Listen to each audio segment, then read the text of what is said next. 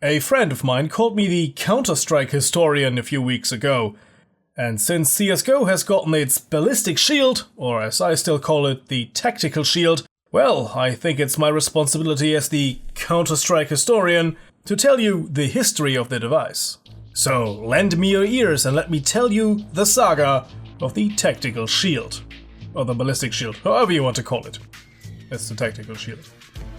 Up until just recently, Counter-Strike players thought of the old games 1.6 and Condition Zero when someone said Tactical shield.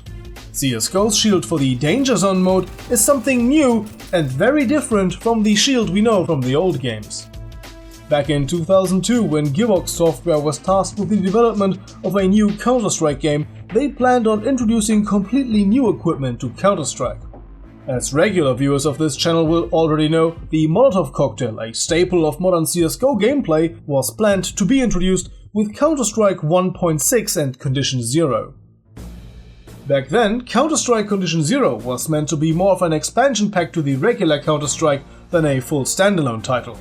The multiplayer component of Condition Zero was meant to be compatible with what was back then CS 1.5. Only some of the new player models and the single-player component were meant to be exclusive to Counter-Strike Condition Zero. And once Condition Zero was released, the regular CS was to be patched up to the standard of Condition Zero, meaning new weapons and equipment for all players. The Galil and FAMAS, just like the Tactical shields, are remnants of this update.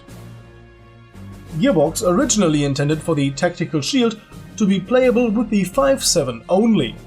The item used to be called Weapon Shield Gun. As its weapon icon suggests, it always came with the 5.7 when you bought it.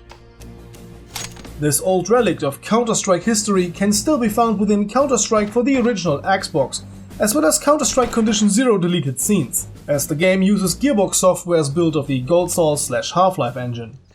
Interesting side note to this oddity, although gameplay-wise they utilize the Gearbox design, the view and world model are updated to the final Condition Zero style.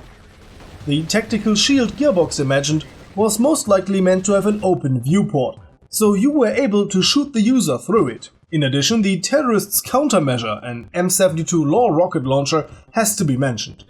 It was imagined as a method to launch an explosive behind the shield with relative precision. Later, when Gearbox software lost the contract and development was given to Ritual Entertainment and then following Turtle Rock Studios, who ultimately finished the game, the design of the Tactical shield changed once again to what we know today. 1.6 received the big body covering shield, utilizing Gearbox's model, but with a blocked viewport now, so we were not able to shoot through it anymore. And also, it came with the ability to use any handgun, knife or grenade.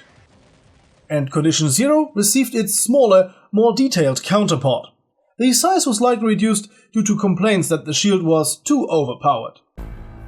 When Turtle Rock Studios started development of Counter-Strike Source, it started out as a straight source portation of Counter-Strike 1.6, similar to what Half-Life Source was. From this basis, the game's visuals were step by step improved to the looks we know today from the final game. A little known fact is that Counter-Strike Source was originally meant to feature the Tactical shield. Very early test builds and a press build sent to German gaming magazine PC Games in 2004 included the Tactical shield. Only a few seconds of blurry footage filmed on the map DE Cobble stand as proof of that, along with an unused model and icons. Before any public testing was done, the shield was already removed. Yet, many references remained in the codebase. Pistols still feature the parameter Can Equip Shield, even in CSGO. And now we are going to take a look at the new shield in CSGO, which differs from the old shield tremendously. It cannot be equipped in combination with a pistol, knife or grenade. Instead, it fully covers the user. Its only offensive capability is to bash the shield against the opponent in close combat, similar to how you would use a knife, but only with the soft attack. This concept of a shield seems to be a reimagining of an earlier concept from the Counter-Strike betas. Back in the very early days of Counter-Strike, even before Gearbox software worked on their version of the Tactical shield, the original mod developers of Counter-Strike experimented with the idea of a shield back in beta 4.0. But unfortunately, not much is known about it. We only have a very simplistic shield model that was included in Beta 4.0 in subsequent versions. So this idea was cut very early in development.